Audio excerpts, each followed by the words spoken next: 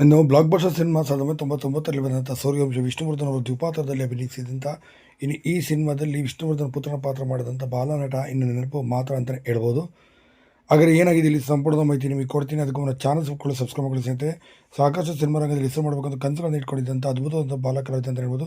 ಇನ್ನು ಸೂರ್ಯವಂಶ ಆದ ನಂತರ ನಮ್ಮಣ್ಣ ಸಿನಿಮಾ ಮಾಡ್ತಿದ್ದಾದ ನಂತರ ಎಲ್ಲಿ ಹೋದಂತ ಗೊತ್ತಾಗೋದಿಲ್ಲ. ಇತ್ತೀಚೆಗೆ ಯೂಟ್ಯೂಬರ್ ಒಬ್ಬರು ಅವ್ರನ್ನ ಗುರುತಿಸಿ ಬೆಂಗಳೂರಿನಲ್ಲಿ ಮಾತಾಡಿಸ್ತಾರೆ. ಒಂದು ಮಾಲ್ನಲ್ಲಿ ಸಿನಿಮಾ ನೋಡೋಕ್ಕೆ ಅಂತ ಬಂದಿರ್ತಾರೆ. ಇವರ ಹೆಸರು ಬೇರೆ ಏನಲ್ಲ, ಚಂದನ್ ಅಂತ. ಹೌದು, ಚಂದನ್ ಅವರು ಕನ್ನಡದ ವಿಷ್ಣುವರ್ಧನ್ ಅವರ ಸಿನಿಮಾದಲ್ಲಿ ಬಾಲನಟನಾಗಿ ಸೂರ್ಯವಂಶ ಸಿನಿಮಾದಲ್ಲಿ ಕೂಡ ಕಾಣಿಸ್ಕೊಂಡಿರ್ತಾರೆ.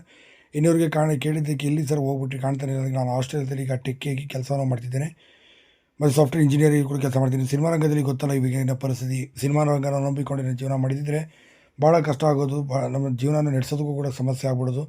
ಇವತ್ತು ಕನ್ನಡ ಸಿನಿಮಾ ರಂಗ ಯಾವ ಮಟ್ಟಿಗೆ ನಿಂತಿದೆ, ಫ್ಲಾಪ್ ಯಾವ ಲೆವೆಲ್ಗೆ ಆಗಿದೆ ಅಂತ ನಿಮಗೆ ಗೊತ್ತಿರೋಂಥದ್ದೇ.